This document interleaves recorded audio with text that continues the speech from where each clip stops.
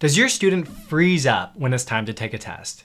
Maybe they've done tons of preparation, they knew everything on the practice tests, but then they feel overwhelmed in the moment and freeze up. This is a common scenario for students with ADHD and executive function challenges, so I'd like to walk you through my process for helping them prepare effectively for tests.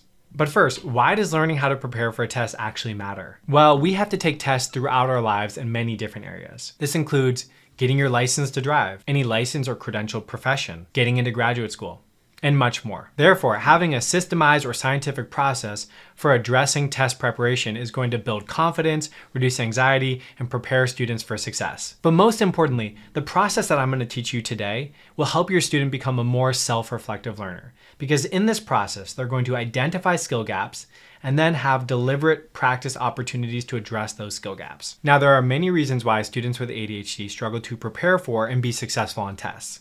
These include lack of formal instruction. Preparing for tests is one of the key executive function skills that most teachers never teach. This is something that's typically expected, but many students struggle with it. Therefore, many students go through their entire educational experience without ever learning a process for effectively preparing for tests. There's also a lot of generic and bogus advice out there on how to prepare for tests.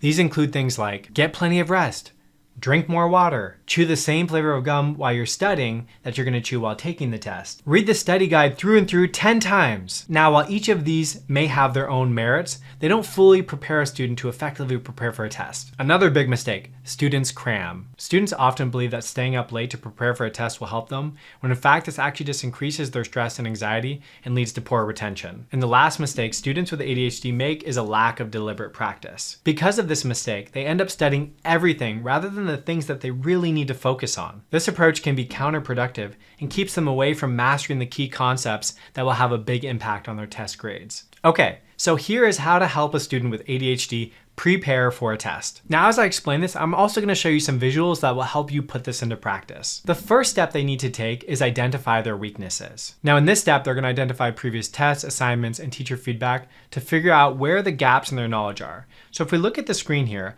I'll show you what you can do. I've got an attached handout here, and this is a 3-column chart where they can identify what they know for sure, what they somewhat know, and what they don't know. And by using this, they can categorize the things that they don't know, the missed assignments, the teacher feedback, into that don't know column. And then they can specifically study that. This is known as an error log. Now, step 2, they're going to set specific goals. So once those weaknesses are identified, students will set specific achievable goals to address those areas of weakness. This can be done by taking a practice test, getting that baseline score, and then setting a goal around what you want to get on the next practice test. If we jump over to the visual here, I can show you what that can look like. So on this progress monitoring table, students can take these practice tests and put in their first score.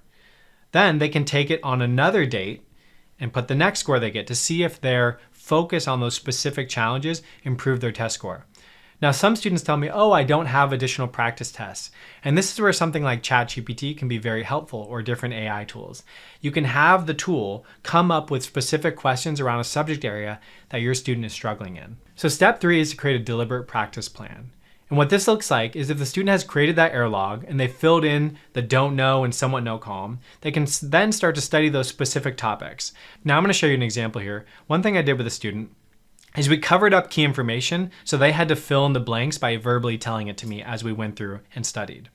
This can be a great way to identify, do they know what they're talking about? And if they do know it and you ask them multiple times, then you can move that to the know for sure column. Step 4 is reflect and adjust. This is where you're going to have students reflect on the process to identify if there's any possible improvements they can make to the process. This could be as simple as asking them, what went well, what didn't go so well, and what are we doing in the next session at the end of each coaching session. Now, if we jump over to the screen here, you can see this research by John Hattie, who wrote Visible Learning.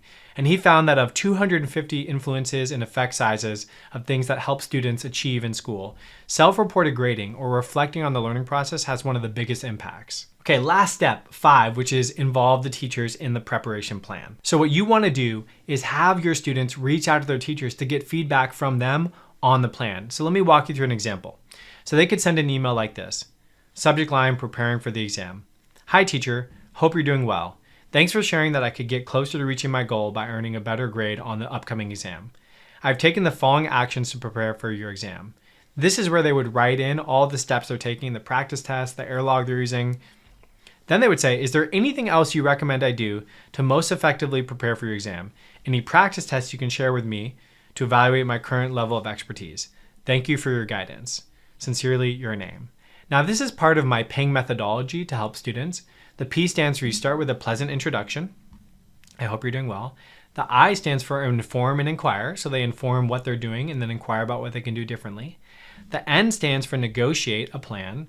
And the G stands for G, gratitude for assistance. So appreciating the teacher for helping them. Okay, so that is 5 steps you can take to help your student with ADHD prepare effectively for their upcoming exam. By going through this process, you will help your students become more self-reflective and deliberate learners. This process is going to help their academic performance, but more importantly, prepare them for adulthood and the tests that they will have to face during their journey. Here's a quick recap of the steps you can take to implement this strategy. 1. Identify weaknesses through self-assessment. 2.